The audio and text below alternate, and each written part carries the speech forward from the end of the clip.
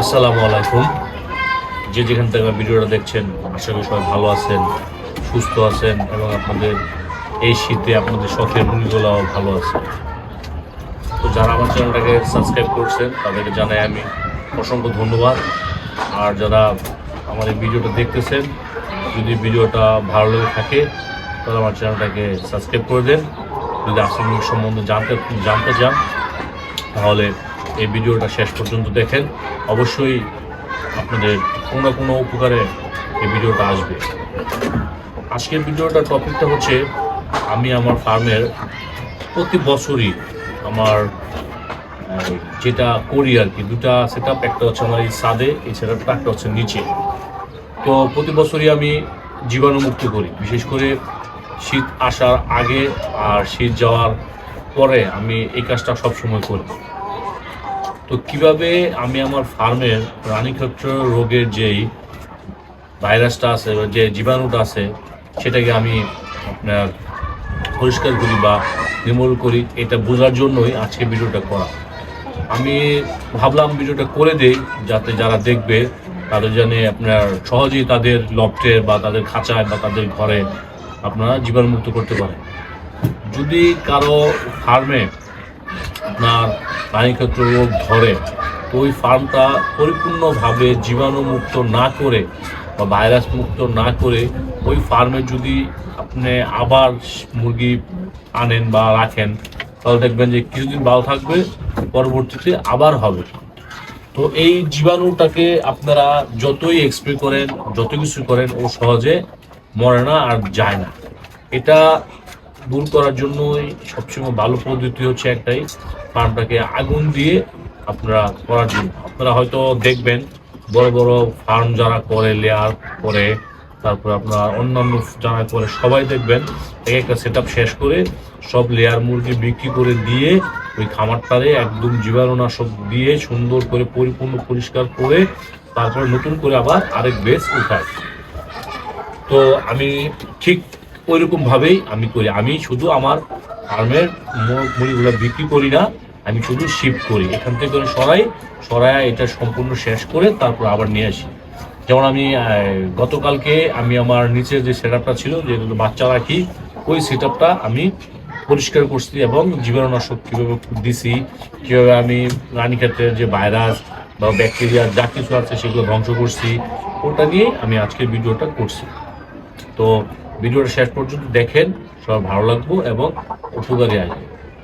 তো আজকে ভিডিওটা আমি এটা এই পর্যন্ত করলাম, আর বাকিটা আমি সাথে অ্যাড করে দেব, আপনারা অবশ্যই দেখবেন। আর যদি কারো কখনো কোনো জিনিস জানার ইচ্ছা থাকে বা আমার জানতে চান বা আমার সম্বন্ধে দেখতে চান, এই ভিডিওর নাম্বারের নিচে আমার নাম্বার, হোয়াটসঅ্যাপ নাম্বার দেওয়া থাকবে, এই হোয়াটসঅ্যাপ নাম্বার আমাকে ফোন দিবেন, আমি আমার অভিজ্ঞতা থেকে চেষ্টা করবো আপনাদের সমস্যাগুলোকে সমাধান করার জন্য। তো আজকে এই পর্যন্তই। যে যেখানে থাকবেন ভালো থাকবেন, সুস্থ থাকবেন। আল্লাহ হাফেজ। প্রতি বছরই আমি আমার ফার্মে সবসময় জীবাণুমুক্ত করি। তো আজকেও সেই জীবাণুমুক্ত কাজটা করতেছি।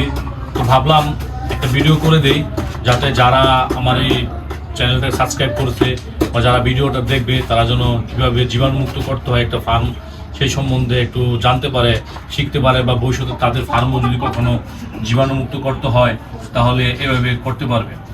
এইভাবে জীবাণুমুক্ত করা হচ্ছে সবচেয়ে বেস্ট।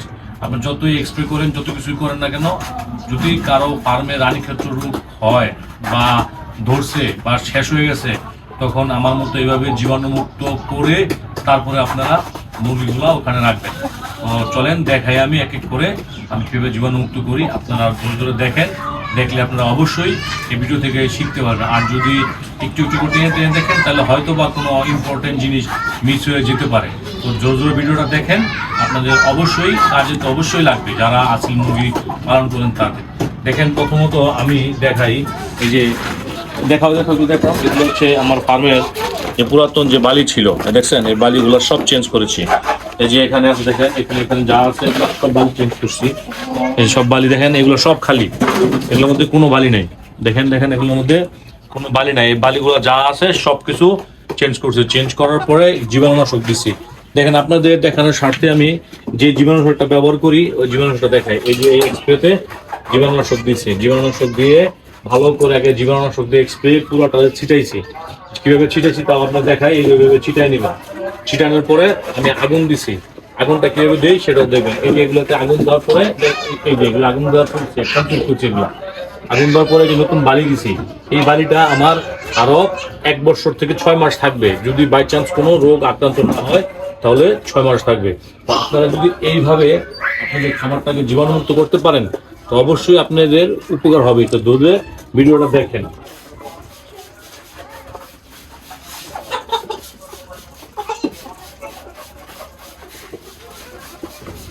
এইভাবে আপনারা সবসময় জীবাণুমুক্ত করবেন। তারপরে এই বাচ্চাগুলো দেখাও, দেখো ঠিক আছে নালা।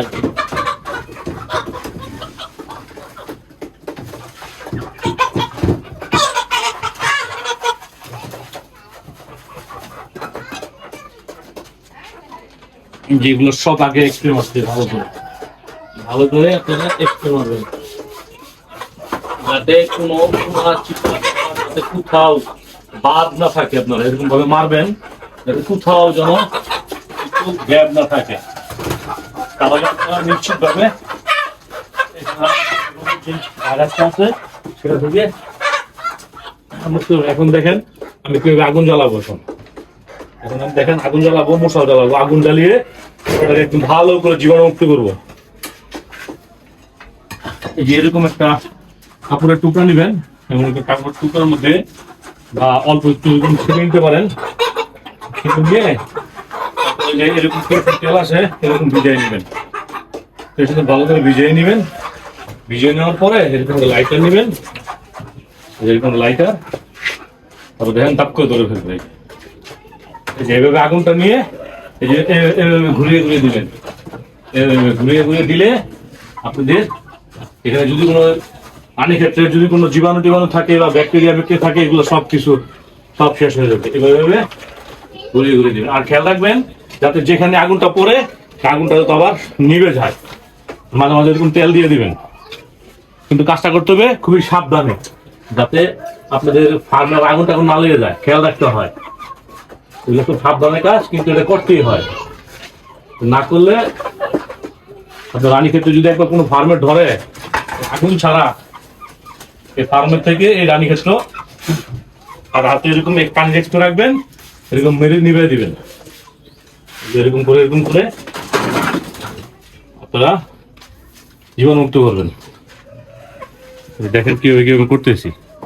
প্রতিটা খোপের ভিতরে আগে জীবাণুনাশক মারবেন, তারপর এরকম তেল আর এরকম মশলা বানিয়ে এরকম করে দিয়ে আগুন লাগিয়ে দিবেন।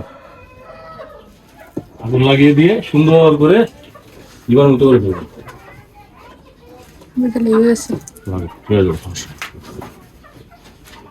আর সবসময় একটা কথা বলি, খুব সতর্কর সহিত এই কাজটা করতে হয়। খুব সতর্কর সহিত এই কাজটা করবেন। আর হাতের কিন্তু পানির এক্সপ্রে রাখবেন। আচ্ছা, এগুলো কিন্তু এরকম করে দিতে হবে।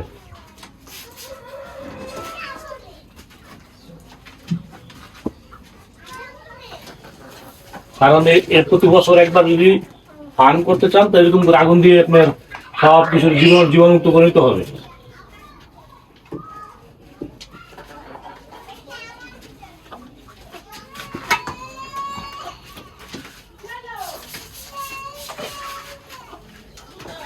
তো এই ছিল আজকের ভিডিওটা।